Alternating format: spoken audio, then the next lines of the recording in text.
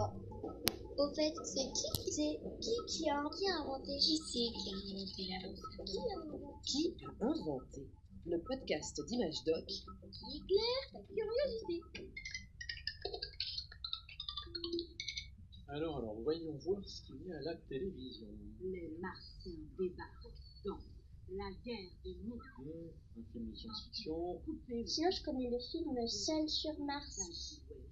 Ce soir, à 21h, sur Pesquet, l'astronaute français qui Ah, une émission science, tiens. a envie d'aller Pas mal. explorer la planète Mars. Ça me fait rêver l'exploration de Mars. Pas toi, Charlotte? 8 mois à environ Quoi? 8 mois? millions de kilomètres. Ce sera juste. Est-ce qu'il y a des gens qui habitent sur Mars? Eh bien non, au risque de te décevoir, à l'heure actuelle, aucun signe de vie n'a été repéré sur cette planète. Les Martiens, ça n'existe que dans les films ou les livres. Bref, c'est une invention humaine. Mais à une époque, on a cru dur comme fer à leur existence. L'histoire commence en Italie, il y a presque 200 ans, en 1850. À cette époque, l'être humain se passionne pour Mars, cette planète voisine de la Terre.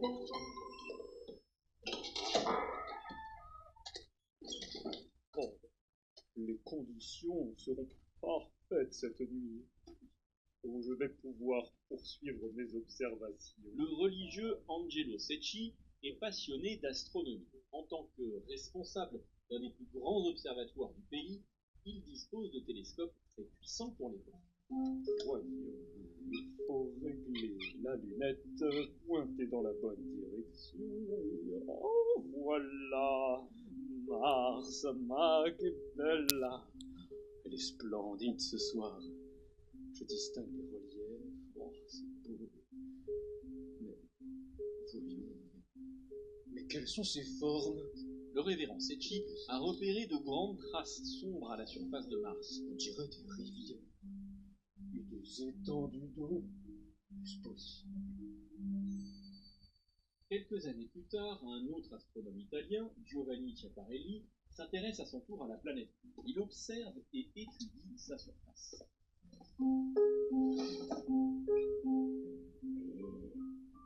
De grandes traces rectilignes sur mon ciel observé par ce bon révérend Secchi.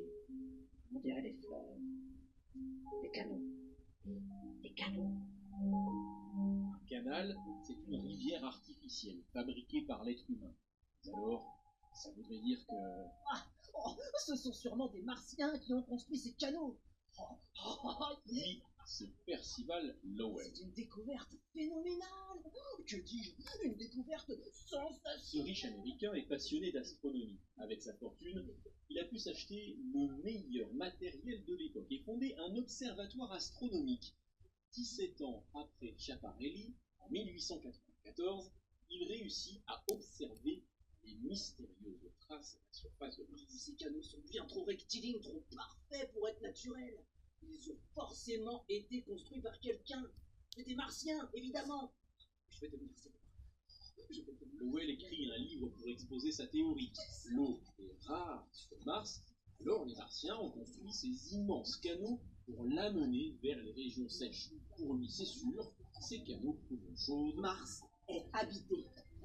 Et les Martiens disposent d'une technologie bien plus avancée que la nôtre pour être capables de construire des canaux aussi gigantesques.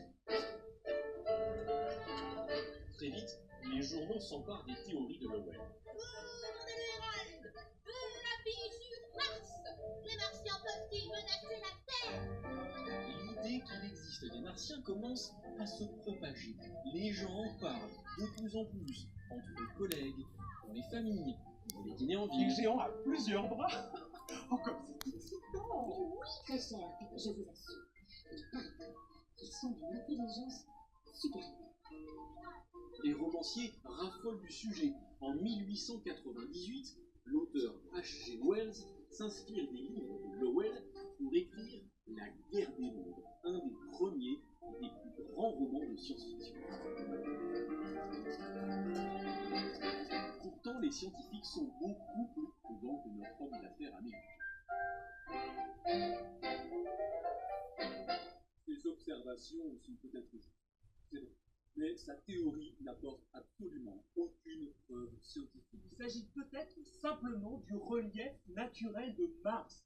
Oh, peine de s'exciter comme ça. Au tout début du XXe siècle, la technologie évolue. On parvient à construire des lunettes astronomiques bien plus grandes et plus précises. D'un seul coup, les images deviennent donc plus nettes et là, aucune trace de canaux martiens. Mais est-ce qu'il a vraiment vu les canaux?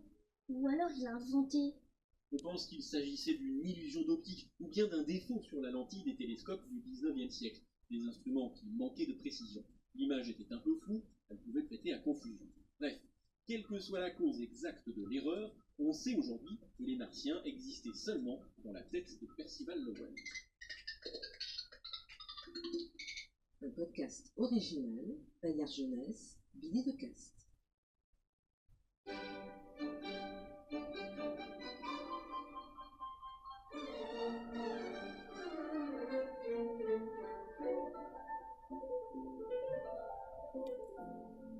Le journal intime de Mozart.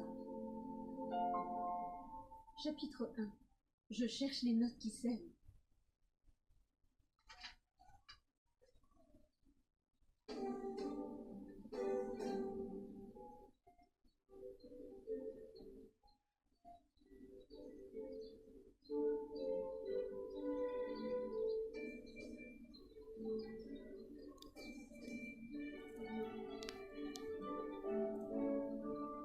Je suis né le 27 janvier 1756 dans la petite ville de Salzbourg, en Bavière.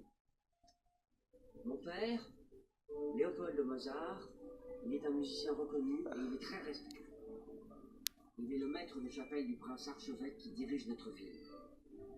Nous avons de la chance car il aime beaucoup la musique. Papa est aussi compositeur à la cour et un grand professeur de violon. Il a écrit une méthode pour jouer du violon et elle a un grand succès.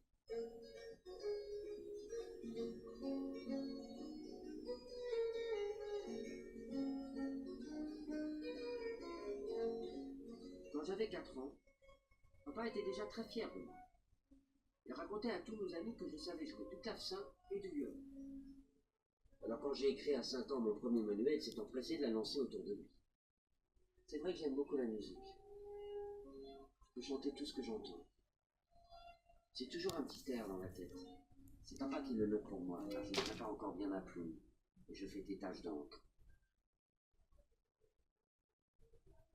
Avec papa, maman et ma grande sœur Nanerle, nous allons souvent au concert.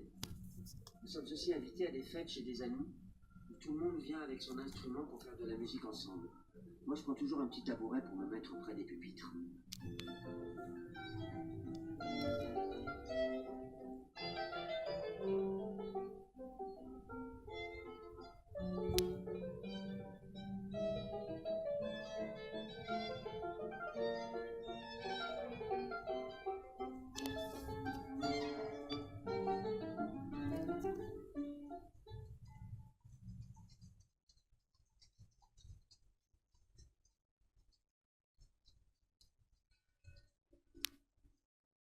Quand nous nous rendons à la cathédrale de Salzbourg, je suis très excité